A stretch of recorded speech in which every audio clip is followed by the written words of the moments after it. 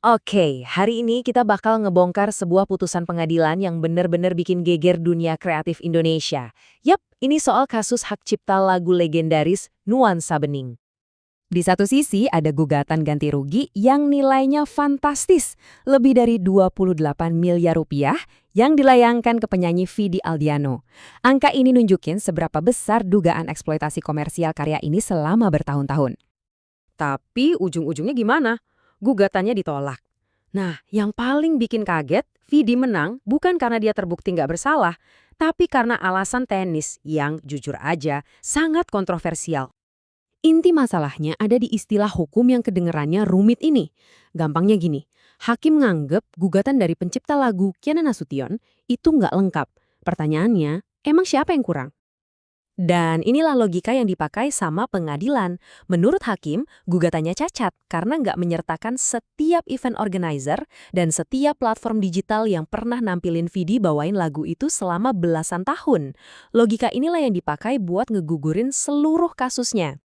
Nah, disinilah letak inti masalahnya. Keputusan ini, kalau kita teliti, punya banyak banget kejanggalan fatal. Yuk kita bongkar satu persatu 5 cacat utama dalam putusan ini. Cacat yang pertama, dan ini yang paling fundamental banget, adalah beban pembuktian yang sama sekali nggak masuk akal yang dibebankan ke pencipta lagunya. Analogi ini bener-bener pas banget buat ngegambarin betapa absurdnya logika hakim.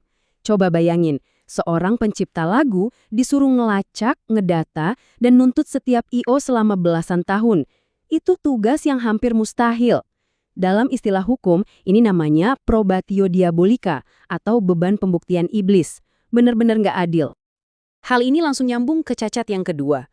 Putusan ini secara bahaya justru mengaburkan siapa sih penanggung jawab utamanya dalam pelanggaran hak cipta. Coba deh perhatikan hierarki di sini. Dalam hukum hak cipta, Vidi Aldiano sebagai penampil itu adalah pihak yang secara langsung mengeksploitasi lagu buat keuntungan pribadi. Dia pelaku utamanya.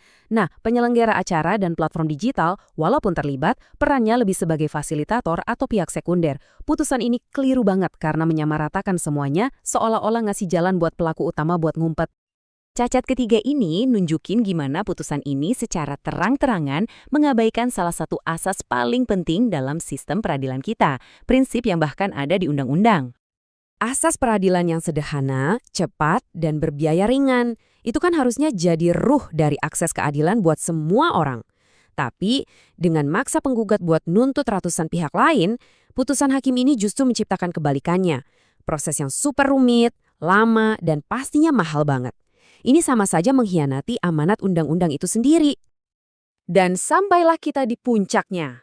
Cacat nomor 4, di mana formalitas prosedur diagung-agungkan di atas kebenaran material dan keadilan yang sesungguhnya. Jadi, poin krusialnya begini. Hukum acara atau prosedur itu harusnya cuma alat untuk mencapai tujuan. Tujuannya apa? Ya, keadilan substantif.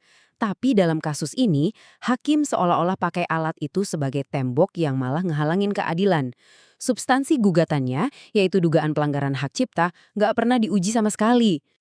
Dan mungkin ini yang paling bikin geram. Hakim itu sebenarnya nggak dipaksa loh buat langsung menolak gugatan ini. Dia punya beberapa pilihan lain yang jauh lebih adil dan bijaksana. Hakim itu punya diskresi atau kewenangan buat milih. Bukannya ambil jalan pintas ngegugurin kasus, dia bisa aja misalnya merintahkan penggugat buat perbaiki gugatannya atau bahkan lanjutin aja sidangnya. Tapi hakim malah milih opsi yang paling ekstrim dan paling gak adil buat orang yang lagi cari keadilan. Nah, kelima cacat fatal ini membawa kita ke satu kesimpulan yang gak bisa dihindari lagi. Ini bukan lagi sekedar sengketa hukum biasa. Ini jadi pertaruhan besar buat akuntabilitas peradilan dan masa depan perlindungan karya di Indonesia. Ketika sebuah putusan secara sistematis menutup pintu keadilan dengan alasan teknis yang gak masuk akal, banyak pihak berpendapat kalau ini gak bisa lagi dilihat sebagai sekedar beda tafsir hukum. Ini adalah sebuah kegagalan fungsi peradilan. Inilah alasan kenapa akhirnya muncul seruan agar hakim dalam kasus ini, Muhammad Firman Akbar, diperiksa oleh Komisi Yudisial. Putusannya dianggap sangat berpotensi melanggar prinsip-prinsip inti profesinya, seperti kebijaksanaan, profesionalisme, dan rasa keadilan. Dampak paling luasnya adalah apa yang disebut chilling effect atau efek gentar. Putusan kayak gini bisa jadi presiden buruk yang bikin takut.